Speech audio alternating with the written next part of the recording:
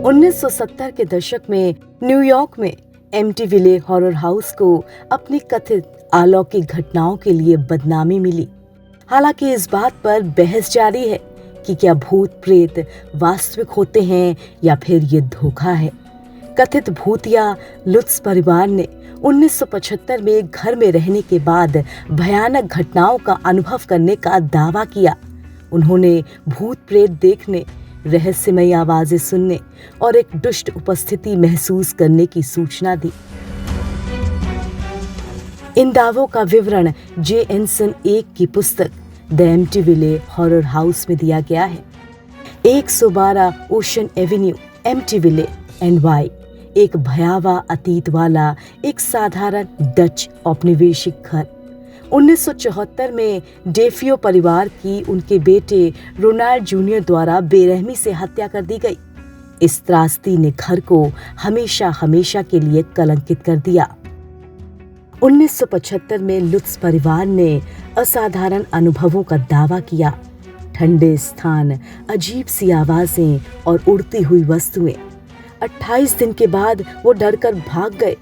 उनकी कहानी एक बेस्ट सेलिंग किताब और डरावनी फिल्म में दर्ज कर दी गई। उनकी कहानी एक बेस्ट सेलिंग किताब और डरावनी फिल्मों में दर्ज कर दी गई, जिसने घर की बदनामी को और ज्यादा मजबूत कर दिया। भूत या मति भ्रम।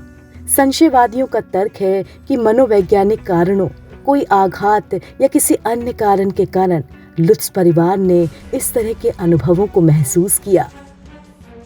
अन्य लोग बाद के निवासियों और असाधारण जांचकर्ताओं द्वारा रिपोर्ट की गई अस्पष्टीकृत घटनाओं की ओर इशारा करते हैं। कई वृत्तचित्रों और जांचों ने घर के इन रहस्यों को समझा। हालांकि असाधारण गतिविधि का कोई निर्णायक सबूत मौजूद नहीं मिला। घर का इतिहास और कथित भूत प्रेत सिर्फ साजिश ही बनी रहे। एमिटीविले हॉरर ने लोकप्रिय संस्कृति में किंवदंती को जीवित रखते हुए सफल फिल्मों की एक श्रृंखला को जन्म दे दिया।